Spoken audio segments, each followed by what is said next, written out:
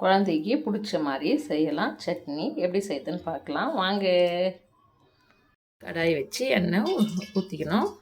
இது எண்ணெய் காயட்டும். எண்ணெய் காஞ்சிடுச்சு.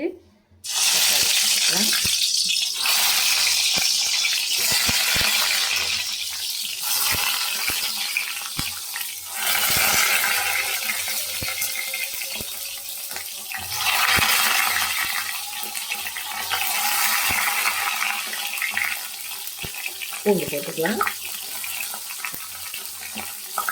இது கொஞ்ச நேரம் அப்படியே வேகட்டும். மூடி போட்டு மூடி.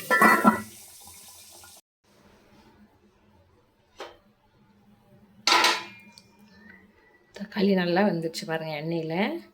இது மேலே இருக்கிற தோல் எடுத்துடலாம்.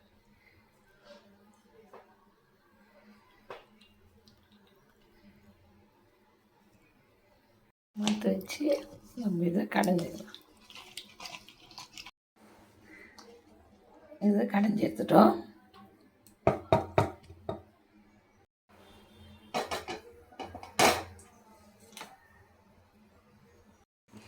கொஞ்சமாக மிளகா பொடி,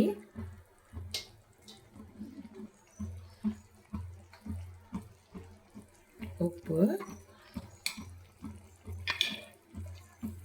டேஸ்ட்டுக்கு பச்சை மிளகாய், வெங்காயம்.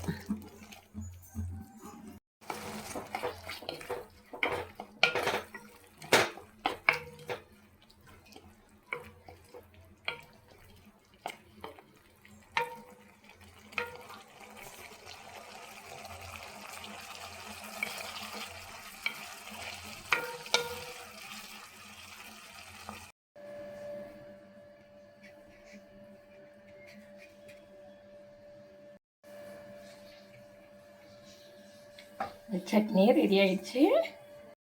10 நிமிஷம் இருந்தால் போதுங்க. இந்த சட்னி ரெடி பண்ணிடலாம். இப்போது இந்த சட்னி ரெடி ஆயிடுச்சு. வாங்க சாப்பிடலாம். நம்ம அடுத்த வீடியோவில் சந்திக்கலாம். பாய்ங்க.